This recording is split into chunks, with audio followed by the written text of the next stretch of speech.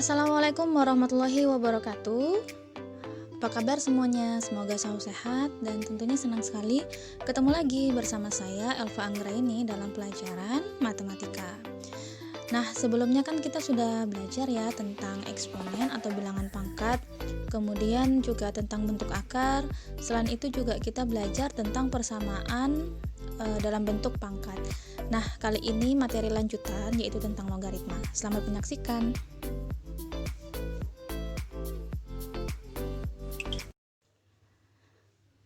Ya, logaritma itu merupakan inverse dari eksponen. Artinya kebalikan dari eksponen ya. Eksponen itu kan bilangan pangkat ya. Jadi secara umumnya logaritma itu ditulis seperti ini. Kalau dalam bentuk eksponennya adalah A pangkat C sama dengan B, berarti inverse-nya atau kebalikannya dalam bentuk logaritma yaitu A log B sama dengan C ya. Dengan syarat A itu lebih besar dari 0, A juga tidak sama dengan 1, kemudian B juga lebih besar dari 0 ya.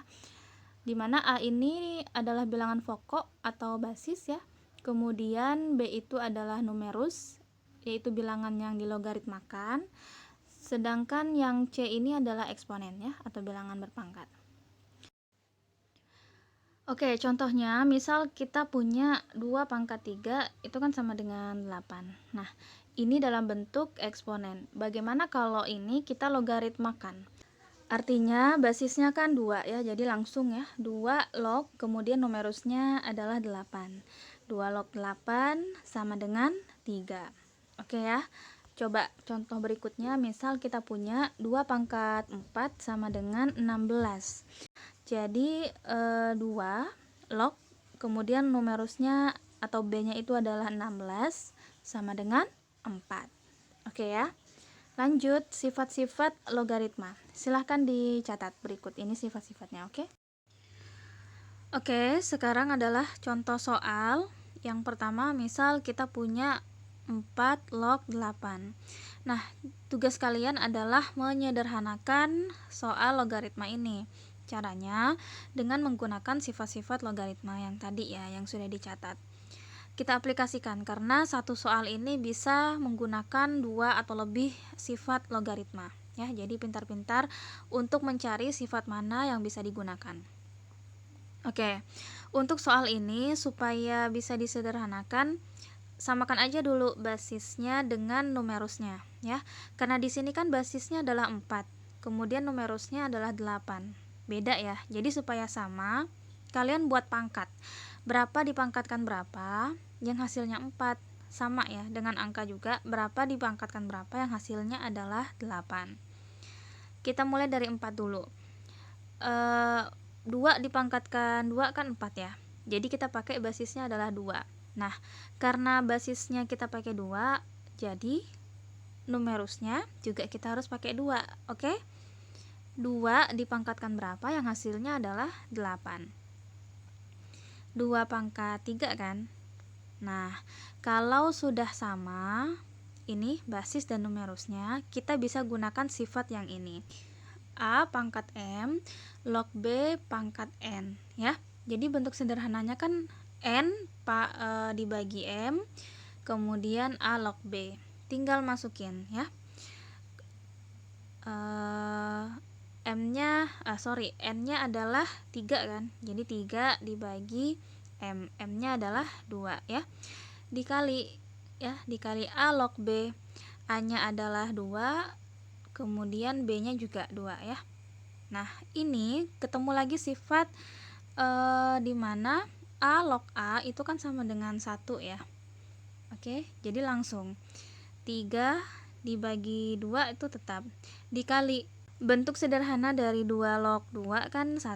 Jadi 3 bagi 2 dikali 1 itu sama dengan 3 dibagi 2 ya. Nah, dalam soal ini ada 2 sifat logaritma yang kita gunakan. Oke ya, kita coba contoh soal lain. Oke, lanjut soal berikutnya. Misalnya kita punya 2 log 24 ditambah 2 log 3 dikurang 2 log 9.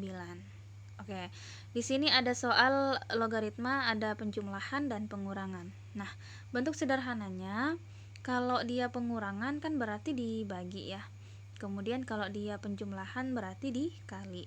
Tinggal kalian bagi dan kalian kali asal basisnya udah sama. Oke. Nah, di sini di dalam soal kan basisnya udah sama. Jadi tinggal kalian kali untuk yang tambah, kemudian tinggal kalian bagi untuk yang dikurang. Jadi sama dengan 2 log 24 dikali 3 ya, karena kan penjumlahan. Kemudian dibagi 9. Karena 9 ini kan dalam bentuk pengurangan ya. Jadi dibagi 9. Udah tinggal dikali. 24 dikali 3 berapa tuh? 72 kan? Oke ya.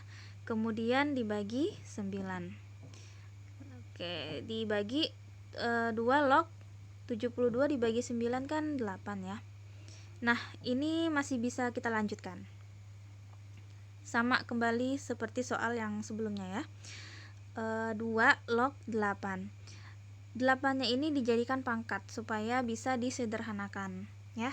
Karena basisnya di sana 2, maka gunakanlah angka 2 juga, dipangkatkan berapa? Yang hasilnya adalah 8. 3 kan? Jadi 2 log 2 pangkat 3. Oke, bisa gunakan sifat logaritma yang ini. A log B pangkat N, itu kan berarti bentuk sederhananya adalah N dikali A log B. Tinggal masukkan ya, dimana n-nya kan di situ adalah 3 ya, jadi 3 dikali 2 log 2. Muncul lagi sifat A log A, itu kan sama dengan 1, jadi 2 log 2 kan berarti 1 juga ya, jadi 3 dikali 1 sama dengan 3. Oke, bisa ya. Lanjut soal berikutnya ya. Kalau kita punya log 5 ditambah log 4 dikurang log 2 ditambah log 10. Nah, ini kan basisnya tidak ada ya. Kalau tidak ada berarti dia dianggap berbasis 10. Oke ya, jadi langsung dikali untuk yang penjumlahan, kemudian tinggal dibagi untuk yang pengurangan ya. Jadi sama dengan log 5 dikali 4, kemudian dikali 10 ya, kemudian dibagi 2, tinggal dikali, sama dengan log 5 dikali 4 20. 20 dikali 10 kan 200 ya, dibagi 2. Oke ya.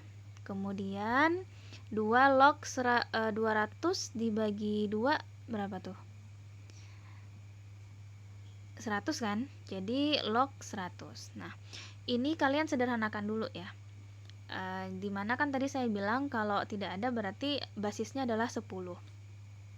Jadi 10 log 100 ini bisa kita pangkatkan. Berapa dipangkatkan berapa? Yang hasilnya adalah 100. 10 pangkat 2 kan ya. Jadi 10 log 10 pangkat 2. Nah, kalau ini ketemu sifatnya yang seperti ini, A log B pangkat N ya, dimana A-nya itu adalah 10, kemudian B-nya juga 10. Nah, sedangkan N-nya ini adalah 2. Tinggal dimasukin bentuk sederhananya. 2 ya dikali A log B, berarti 10 log 10. Masih ingat kan kalau A log A kan berarti hasilnya 1 ya, jadi 2 dikali 1 sama dengan 2. Oke, bisa ya, pelan-pelan. Oke, sekarang kita lanjut soal berikutnya. Misal kita punya soalnya seperti ini. 3 log 20